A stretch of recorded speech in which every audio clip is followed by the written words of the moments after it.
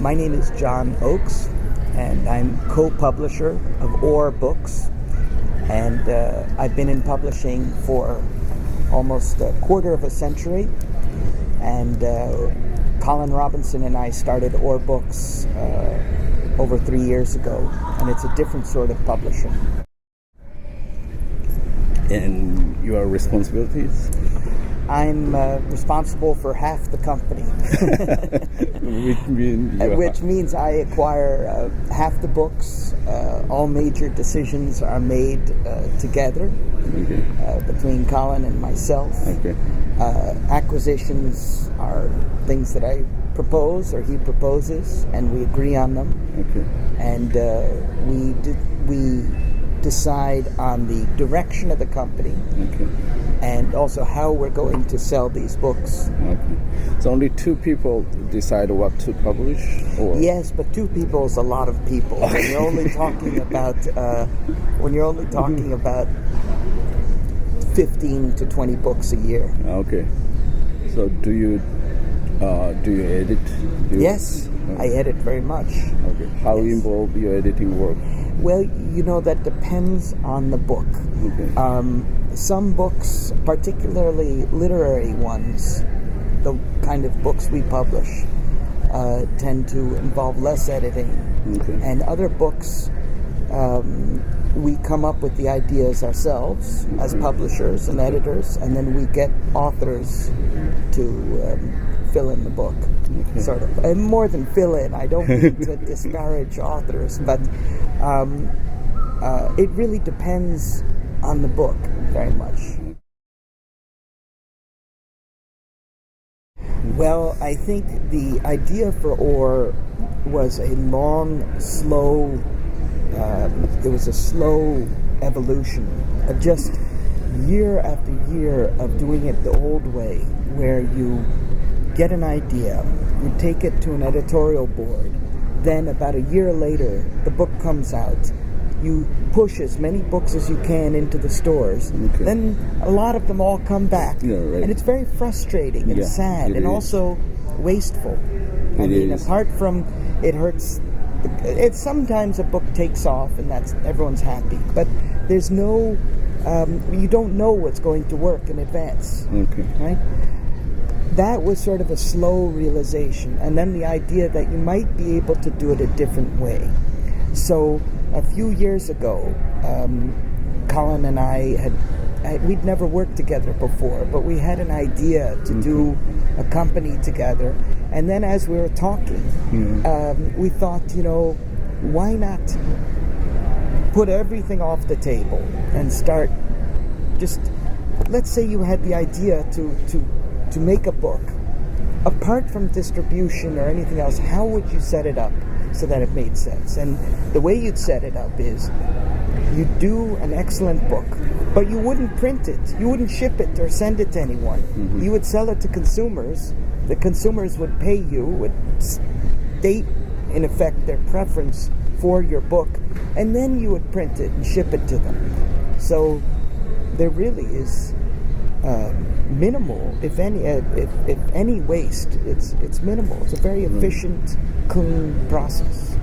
I think that's the very big leap from the traditional way of selling books and making books. When did you really see this is the way to new business model? Like a couple of years ago?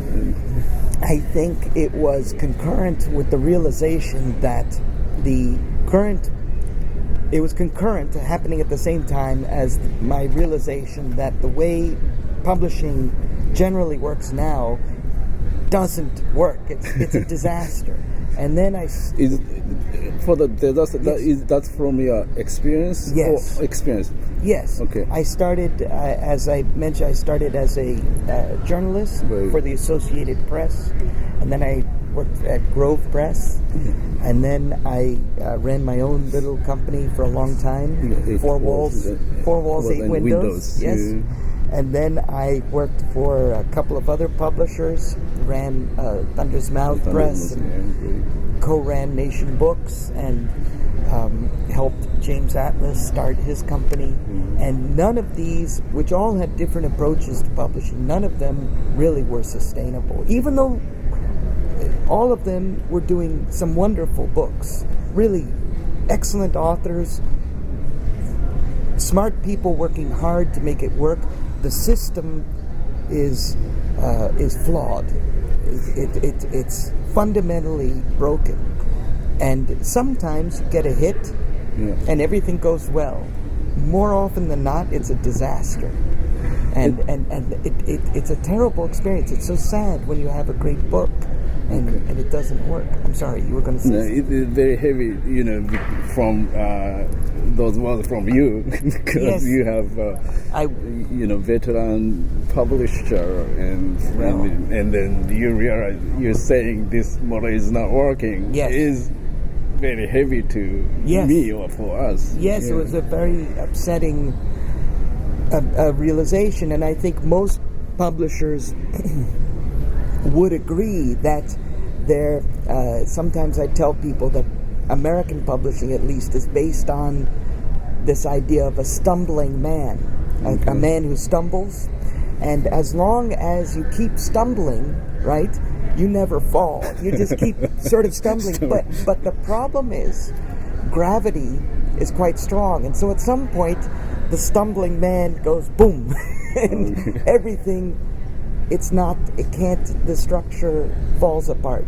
And so we've had some very nice experiences. We found the books that do best are with authors who have a group around them. For example, Julian Assange or Eileen Miles, who's a novelist.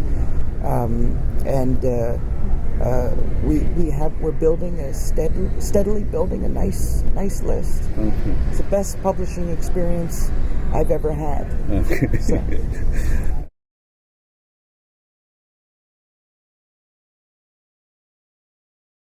Well, as somebody said to me,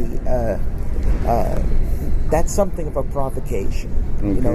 There's some very, very smart people in publishing. It's a huge industry, so it may be extreme of me to say it's moribund. But the way that we've been doing business is finished, and they have to explore new ways. They have to. Selling direct, I believe, has to be an element of a publisher's strategy going forward. Every publisher has to develop a network of consumers that it can sell to. For example, the O'Reilly publishing company has developed this idea very thoroughly, and you can buy very easily direct off their site. And I think that's what publishers have to do. You cannot rely on stores. You can include it as a component of your selling strategy. It cannot be the only, or even, I would argue, the main part of what you're doing.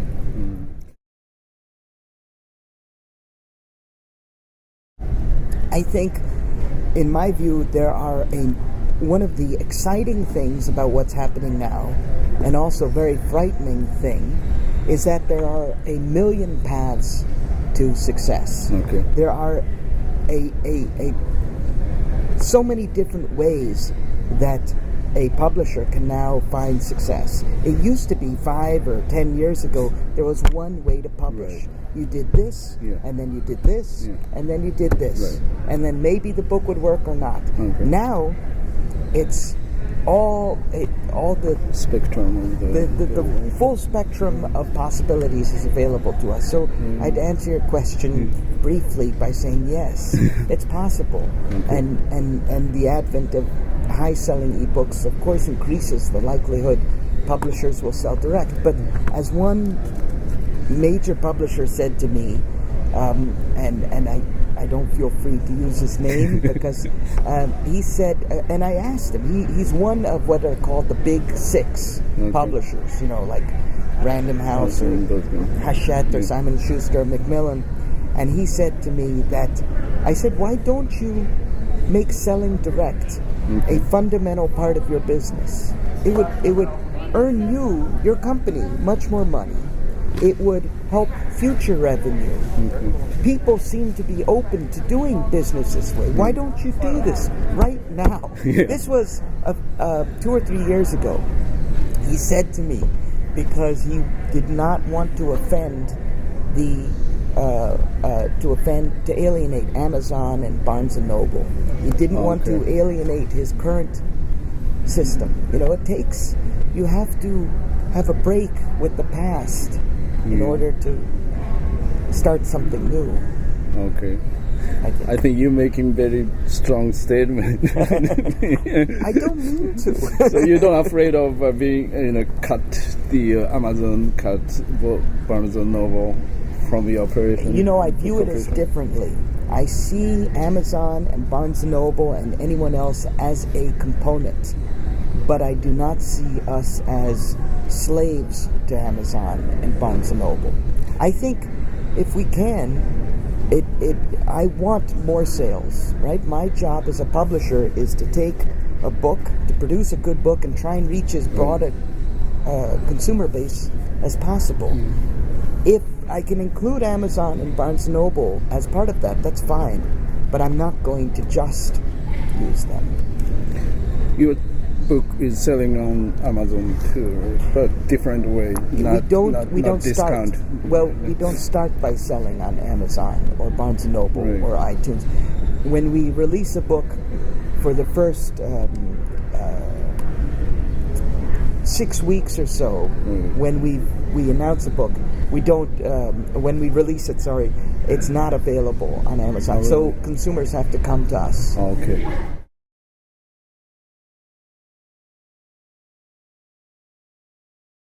When a few years ago I first was speaking before some people about this, and a woman got up and she was crying. This is an audience, and she's crying, and she said to me, "You're talking about the death of my bookstore," she said to me.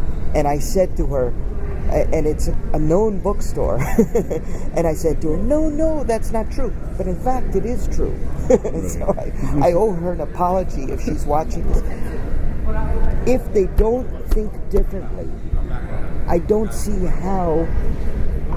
I can conceive of running a big corporation. I can't conceive in this environment when there are so many books and when the culture changes so quickly, how the old model of having a wonderful bookstore with stacks of what you think are going to be the bestsellers, I don't see how that will work.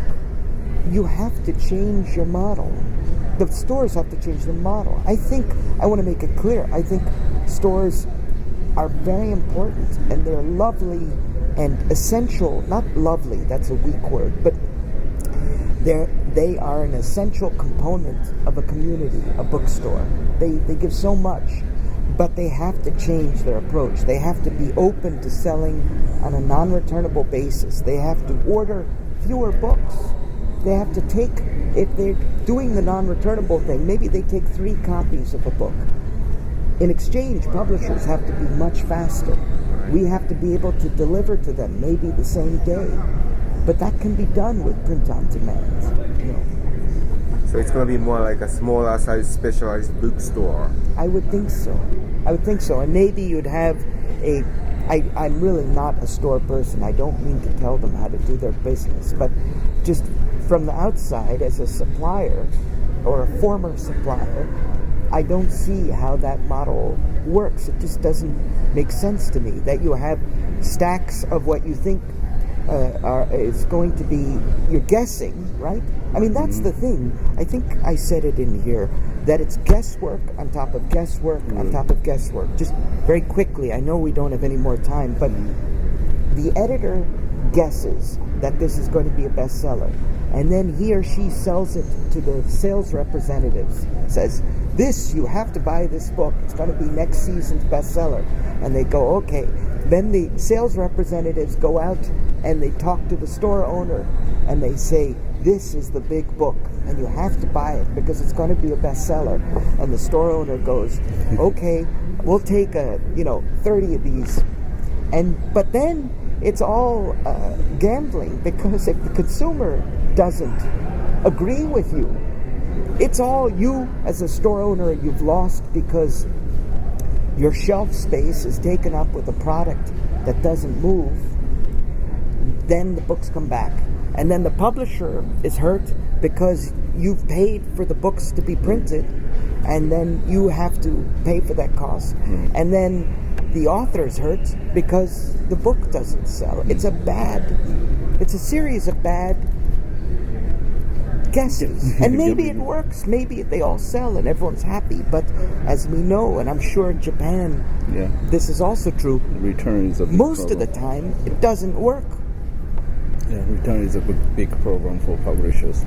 Most of those things are not going to sell. It's a terrible. It is. Thank you very much. Thank you very much. Thank you, and thank you. Thank you.